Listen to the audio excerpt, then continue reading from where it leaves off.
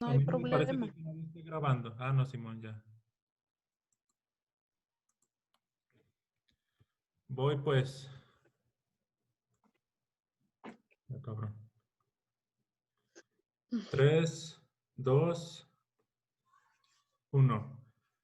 Buenas noches, estimados compañeros. Nosotros somos el equipo número 3, conformado por Amelia, Robel, Ibrahim, Julio César, Emiliano, José Manuel y su servidor Vicente. A continuación les expondremos el tema de la teoría de la asociación diferencial, la cual fue elaborada por el sociólogo y profesor de la Universidad de Illinois, Edwin Sutherland, la cual expone en su libro de texto Criminology del año 1924. Este autor es conocido por su teoría de la asociación diferencial, que explica cómo los marginados han llegado a aprender las motivaciones y los conocimientos técnicos para cometer actividades criminales. Esta teoría parte del principio de que el delito no es nato, sino aprendido. La génesis del delito ha tratado de ser explicada de muchas formas. El autor en mención la concibe fundamentalmente como una expresión de una constitución física distinta o de personalidades defectuosas. Desde los elementos biológicos más básicos del ser humano hasta las enfermedades psicológicas de algunas mentes criminales, esta teoría afirma que todo factor delictivo tiene que ver con el aprendizaje. No obstante, los buenos hábitos también se aprenden, por lo tanto, la asociación de la delincuencia con la pobreza es errónea. De esta manera, las condiciones que acostumbran asociarse con el delito, como la pobreza o los defectos de la personalidad, no causan por sí solas el delito, ya que éstas están presentes sin que exista el delito y viceversa. Estas están ausentes cuando ocurre el delito. Un ejemplo claro de lo anteriormente mencionado puede ser el dicho de un padre a su hijo, donde éste le dice: hijo, si te haces ladrón, no robes 100 euros, roba 100 millones como las personas decentes. Aquí podemos ver la influencia de la familia en el aprendizaje delictivo. El niño no nace siendo delincuente, pero su primer círculo social lo induce a hacerlo y por ende proporciona los medios necesarios para aprenderlo. La exposición de esta teoría fue presentada en nueve proposiciones, las cuales les explico brevemente a continuación. La primera es que el comportamiento criminal se aprende. Después, continuamos con que el comportamiento criminal se aprende en contacto con otras personas mediante un proceso de comunicación. El comportamiento criminal se aprende sobre todo en el interior de un grupo restringido de relaciones personales.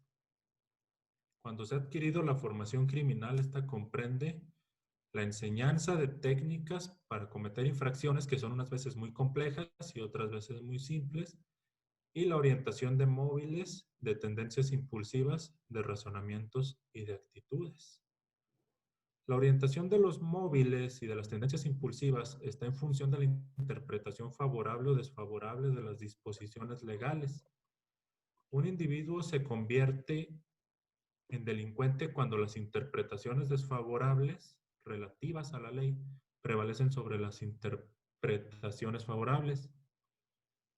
Las asociaciones diferenciales pueden variar en lo relativo a la frecuencia, la duración, la anterioridad y la intensidad.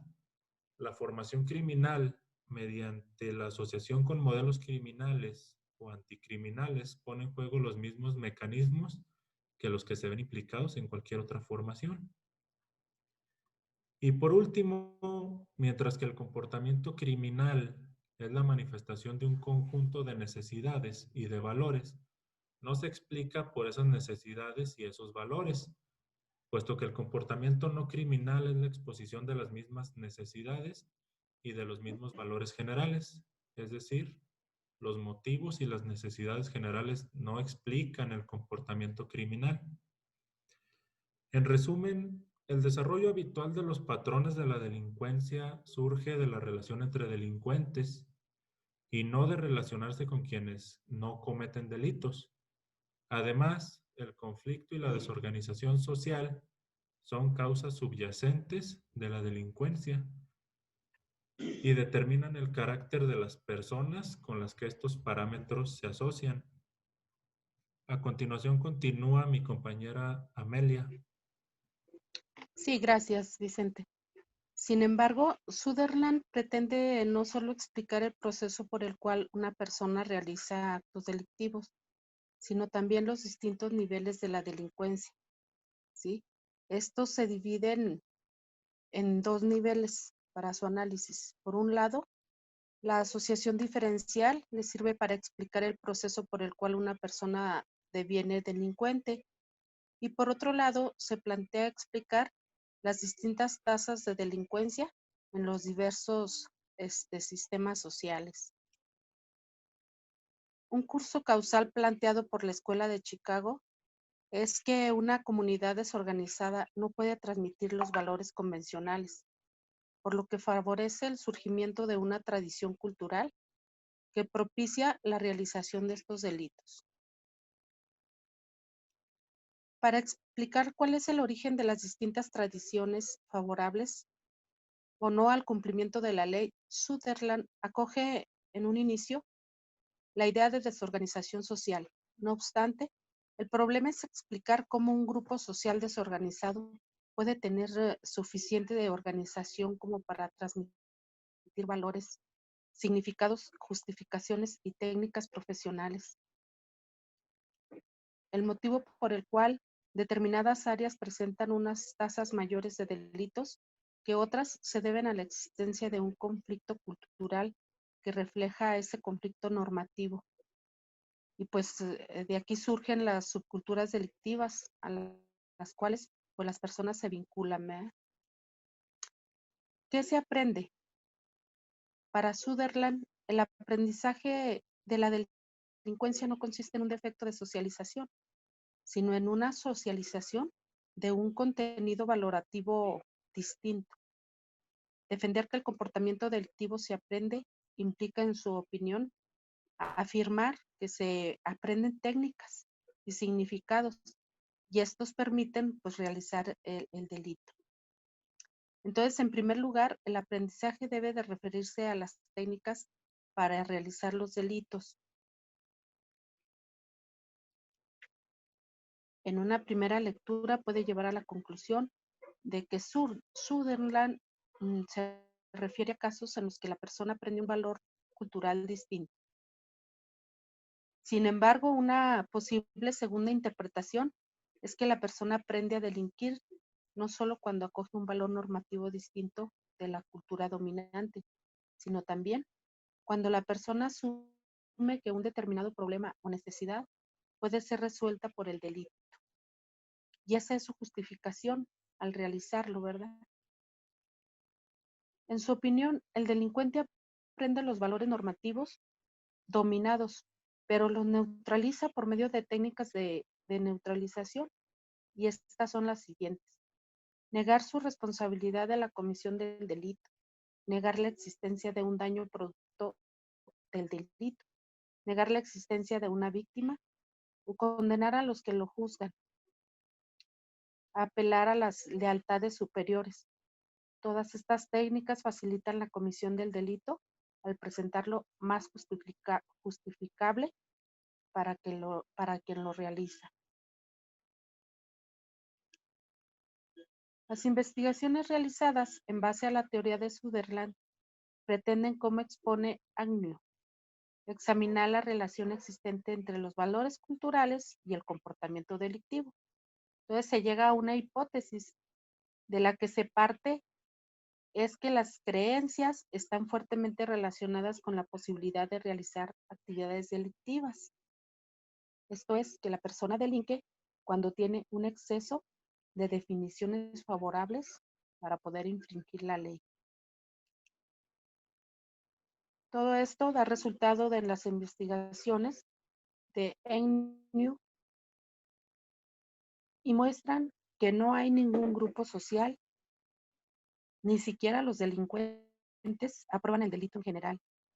Si bien si hay diferencias en la aprobación, se manifiesta Las numerosas personas creen que en determinados contextos algunos delitos están justificados. La valoración que se mantiene respecto al delito si tiene una estrecha relación con la posibilidad de realizarlo, y hay personas que han sido socializadas a valores que pueden considerarse que facilitan la realización de determinados delitos. Puede desprenderse de estas investigaciones que la teoría de Sutherland ha sido confirmada. Por un lado, parece demostrado que no existen grupos sociales que mantengan valores opuestos a los valores normativos. Por ejemplo, pues nadie defiende que está bien robar, o cuando es cierto que no se excluye que los valores normativos puedan ser neutralizados. Por ejemplo, se puede afirmar y transmitir que en determinados casos está bien robar. Cuando esta neutralización sucede, parece razonable asumir que la persona la aprende de otras personas con las que asocia la interrelación, y finalmente estas valoraciones positivas al delito facilitan su realización. ¿Cómo se aprende? Pues la respuesta de Sutherland es que el aprendizaje se da por la asociación con otras personas, cuya influencia en el contenido de lo que se aprende viene determinado por el grado de vinculación que se tiene con ellas. Respecto al el aprendizaje por medio de grupos íntimos, Gleiser expone que la palabra asociación se interpreta en ocasiones como contacto con personas, cuando en su opinión el aspecto fundamental es la identificación que se produce con personas o modelos de conductas.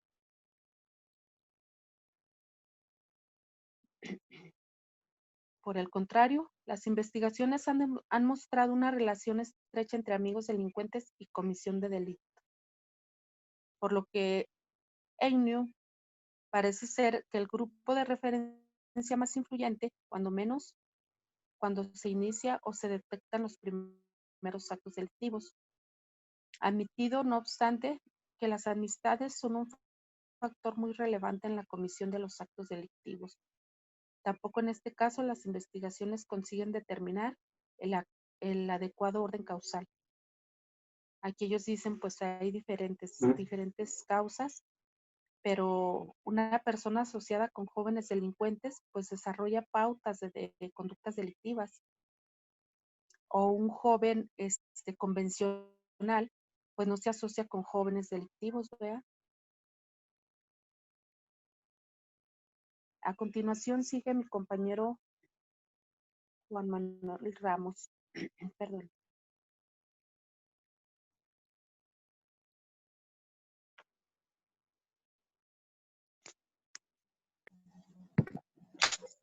En estas teorías encontramos la teoría freiriana del desestimiento culpa de las teorías psicoanalistas y la sociedad punitiva. Estas teorías sociológicas pueden deshacerse del predicamento y un nuevo método llamado modelo etiqueta o respuesta social, método marcado de consulta criminología. La terminología, reacciones sociales y reacciones en el deporte. Y aquí en las teorías de criminología crítica, acá en el enfoque de los análisis del fenómeno y el proceso de condenar forman parte del más generalmente del todo el sistema de la sociedad.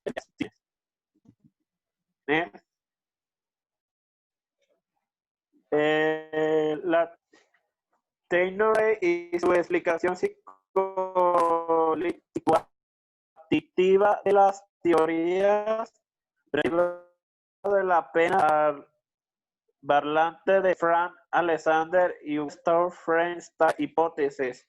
Dice que sobre su teoría se encuentran varios sentimientos del crimen de Freud antes mencionada de Gilbert.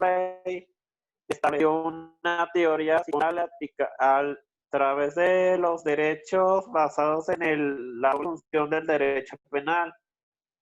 Y dice que tiene el dolor y satisface una necesidad inconsciente del castigo y también hay que castigar a la sociedad.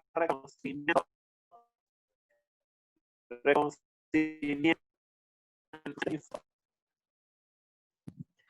Lutero, enriquecimiento de la teoría psicoanalítica de la sociedad y crítica de la justicia de Alexander Soff. Soy Alexander retomaron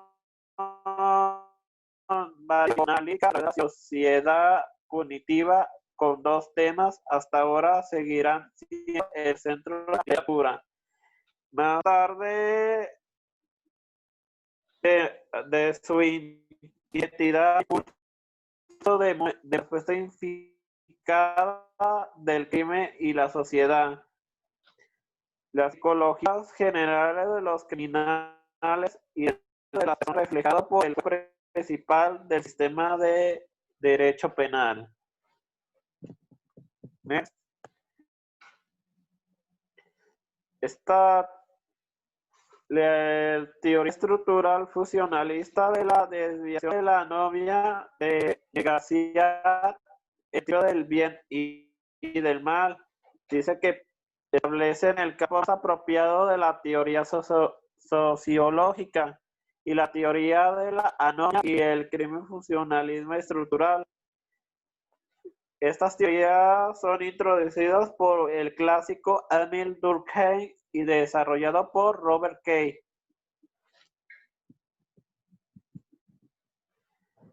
Entre estas variantes son positivistas y de los principios del bien y del mal.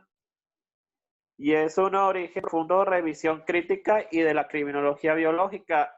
Y estas teorías son criminológicas, incluso comparten el crimen principalmente empírico. ¿Ves? Encontramos unos elementos de la teoría Merton Durkheim que fue desarrollada la teoría funcionalista en el artículo de 1938. En la novia describió su etapa dispensable. Durkheim expuso la idea de desviación y patológicas y esas cosmovisiones de la definió como anarquía.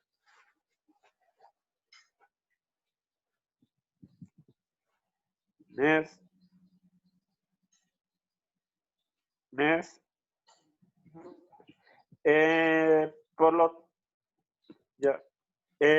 Sigue mi compañero Julio César. Bueno, dentro de la teoría de la asociación diferencial y consecuencias de la política criminal, permanecen en nivel de abstracción considerable. Se orientan a que prevalezcan definiciones favorables a cumplir la ley propuesta para permitir campañas de deducción o sensibilización respecto a determinadas consecuencias de política criminal. Según Rosskauser, una última consecuencia de política criminal se deriva de las teorías culturales. Sugieren la disgregación del barrio mediante su dispersión para evitar precisamente la persistencia de la subcultura delictiva. Dentro de la valoración crítica y culturales se caracteriza porque aún cuando reconoce la influencia de las condiciones sociales en la producción de ideas, afirma que son las propias ideas más que las condiciones sociales las que directamente causan el comportamiento criminal. Para Agner, recoge algunas experiencias realizadas con personas drogadependientes, basándose precisamente en la necesidad de alterar las asociaciones y que en su opinión han producido resultados satisfactorios. Como afirma así Glaser, la relación con personas convencionales es la esencia de la rehabilitación y por ello todo lo que implica agrupar personas que han realizado delitos en un mismo sitio, favorecer el contacto entre ellos, aislarlos del resto de personas convencionales. También fortalece la identificación entre ellos y facilita la persistencia de modelos de conducta delictiva. Dentro de las críticas de la teoría de la asociación diferencial, la primera crítica es importante en un ambiente sociológico, es que las teorías es demasiado vaga para ser demostrables empíricamente. No deja de reducirse a variables que pueden ser fácilmente comprobadas. La segunda crítica nos apunta que no todo mundo asociado o criminales o en contacto con una subcultura delictiva se vuelva un delincuente. En la tercera crítica dirigida a Sutherland es que el autor desconoce la importancia de la oportunidad para delinquir y se concentra en la motivación para realizar un delito determinado. La posibilidad que existan delincuentes que no han pasado por ningún tipo de aprendizaje previo es plausible si se piensa en algún tipo de delitos muy simples o aquellos que están motivados por la oportunidad de ocasión, como hace al ladrón. Sutherland afirma que la situación objetiva es importante para el delito, debido a una gran medida que suministra una oportunidad para el delito. Un ladrón puede aprovechar para robar una tienda vacía y abstenerse. Si el propietario está allí, en un atracador puede robar un banco, si está mal protegido, pero no hacerlo si está fuertemente custodiado. Pero en otro sentido, la situación no excluye a personas, ya que la situación que importa es la situación definida por la persona. Dentro de aquí, la política criminal se puede presentar desde un entorno social. El objetivo que busca la política criminal es la prevención del delito. ¿Cómo surge la política criminal? Es una política pública hacia los fenómenos definidos por la ley penal como delitos. Estas estrategias se orientan en la prevención, control, investigación y sanción de la criminalidad. Entonces entendemos que la política criminal se puede y presenta ante una sociedad donde el Estado toma acciones para resolver los problemas. A continuación sigue nuestro siguiente compañero. Sí, yo les voy a hablar acerca de la delincuencia de cuello blanco, muy brevemente. Dice Sutherland fue el que creó este término de delincuencia de cuello blanco después de una extensa investigación. El autor afirma que una teoría que pretenda ofrecer una explicación global de la delincuencia no puede ignorar esta delincuencia.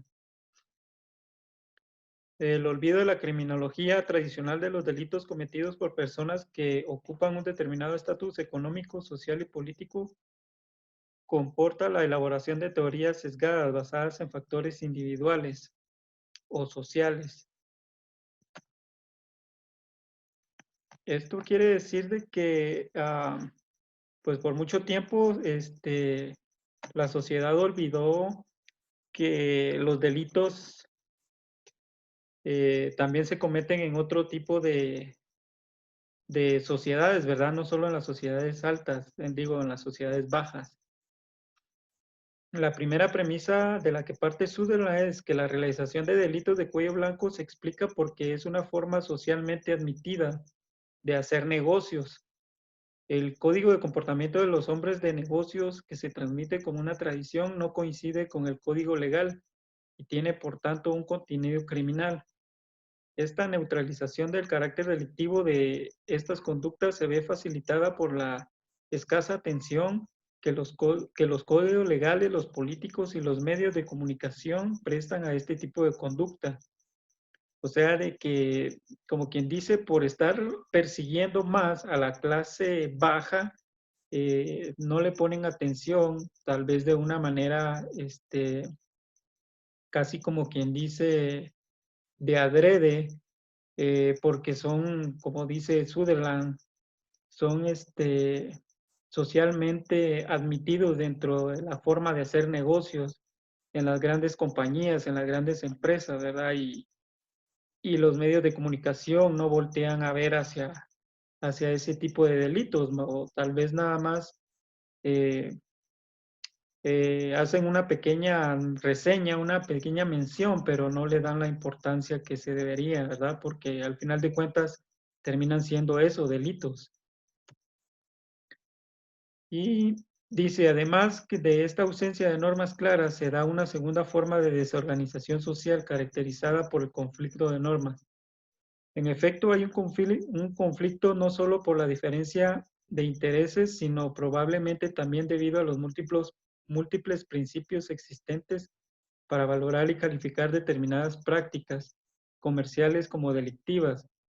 Debido a este conflicto, no existe un consenso social, lo cual impide, en últimas, la coalición del público y del gobierno en una guerra al delito de cuello blanco. O sea que también, o sea, él analizaba de que la gente común trata la manera de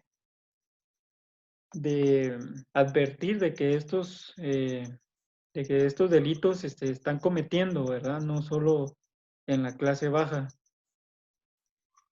Para Sutherland, el individuo, lejos de nacer delincuente o heredar o imitar comportamientos socialmente reprochables, aprende a ser criminal.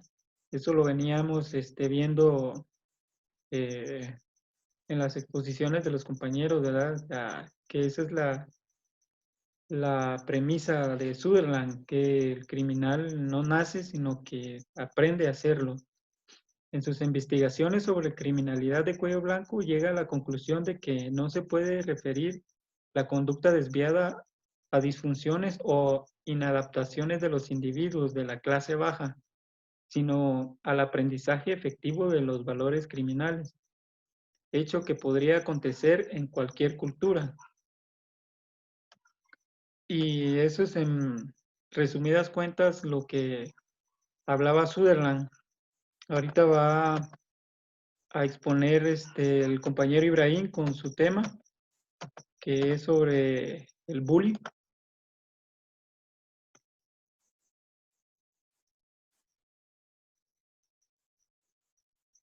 Sigue, Ibra.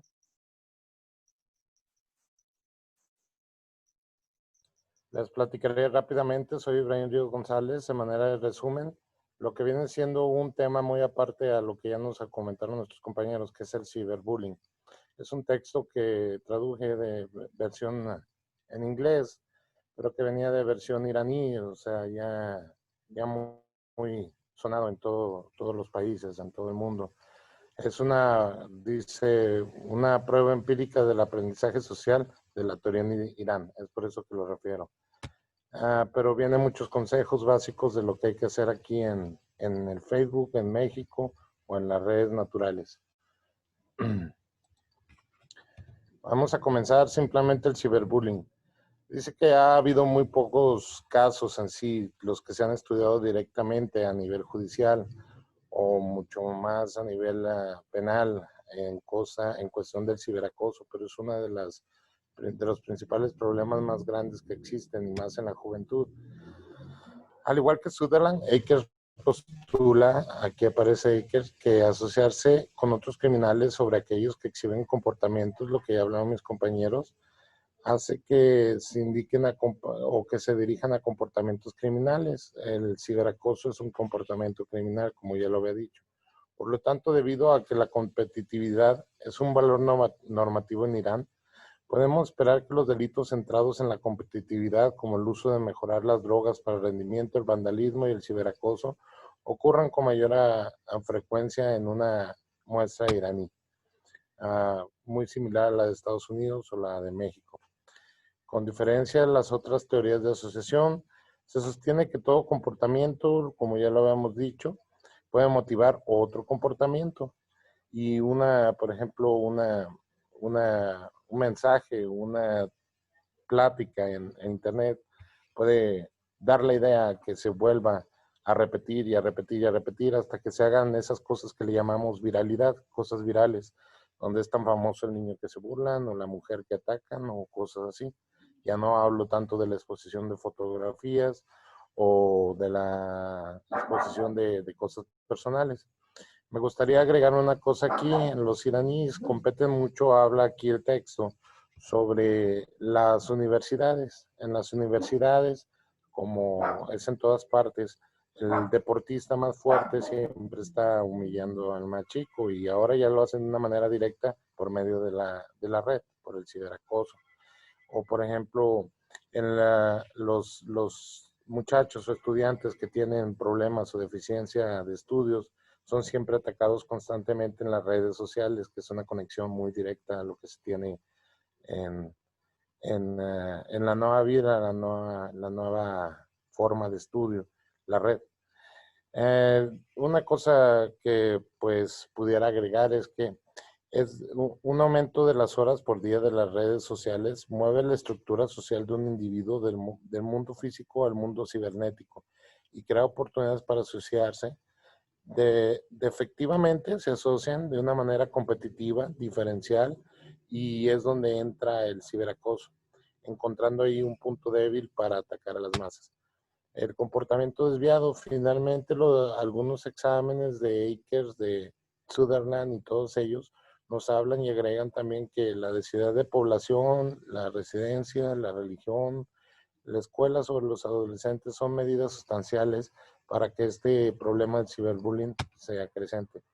El estudio actual dice que no se tiene una especificación o una teoría directa, pero dice que busca rectificar las mencionadas anteriores, o sea, la que viene siendo con bases en la escuela, en la religión y en todo eso, para que se pueda atacar de una manera más directa a esos entidades o esos grupos de personas más vulnerables.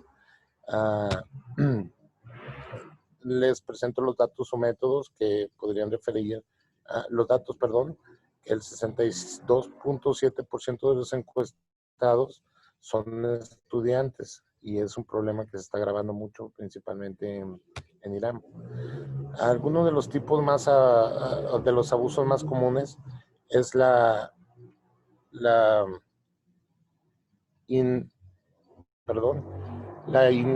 iniciación física y sexual, como por ejemplo que les gusta una alumna, una compañera de trabajo. Otras son el bullying o la viralidad de algún video o alguna fotografía en Facebook o simplemente en redes y chats, que es el tipo de ciberbullying. Y aquí les dejo la estadística exacta del porcentaje que existe de problemas en Irán y también en Irán y también en diferentes partes del mundo, como en México. El plan analítico sería atacar directamente los cuerpos de investigación, las partes más altas de la jerarquía, como lo dice Akers, que viene siendo llegar directamente a la escuela y cambiar la cultura, la base del problema por medio de educación o simplemente pararla por medios de protección. Por último diré que el caso del niño que fue hecho bullying, el niño desafortunadamente sufrió, pero fue mentira, fue utilizado, fue un método de publicidad porque es un artista y nos da la pauta a que realmente no se tome en realidad manera directa a varios ciberacosos que realmente están sucediendo. Así como el niño fue un actor que hizo para obtener viralidad y tuvimos la verdad y la falsedad, también compramos productos y nos dejamos engañar por falsos vendedores o por mercancías. O sea, entramos en un círculo criminal de personas que de alguna manera positiva abusan y presentan un doctor falso que realmente es un comerciante o o presentan a simplemente un personaje que llame la atención y cree la viralidad y obstruye mucho la investigación de cómo parar el ciberbullying. Ya para terminar, diré que si tienes ciberbullying en Facebook, te recomiendo que elimines, que los bloquees y los reportes. Busquen ayuda en consejos adicionales y procura no vengarte, no guardar el secreto y asegurarte que documentar y guardar la información de quien te está atacando. Facebook es una de las plataformas más peligrosas, así que recuerda, dirígete al perfil en cuestión. En la parte inferior de la foto hay un botón, sigue las instrucciones, todo esto viene ahí en texto, en cómo ir bloqueando a la persona, la foto o el problema. Tienes que reportar inmediatamente el mensaje ofensivo y pararlo a tu nivel para proteger tu persona. Ya hay personas que, como lo dice Kevin Sutherland, están llevando estudios extensivos para poder manejar esta situación en un futuro de manera judicial o directa o un poco más abstracta y para el problema. Pues esto fue todo por mi parte. No sé si alguno de mis compañeros quiere agregar algo.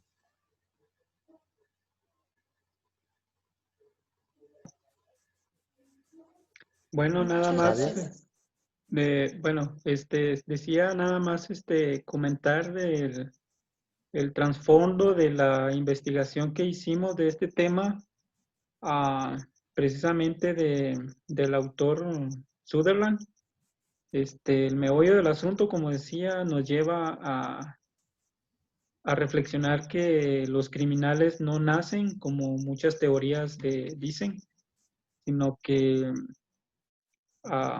estudiando todo lo referente al tema, nos llegamos a la conclusión de que todo se aprende, toda la delincuencia, ya sea de cuello blanco o la delincuencia que se da comúnmente en las calles, en las sociedades más comunes, se aprende y hay muchas metodologías para poderlo hacer. Todo depende del ambiente en el que se críe el individuo, ¿verdad? Y esa sería la conclusión a la que hemos llegado. ¿Alguien más? No, eso vendría siendo todo. Nosotros fuimos el equipo número 3. Muchísimas gracias por su atención. Hasta luego. Ya. Ahora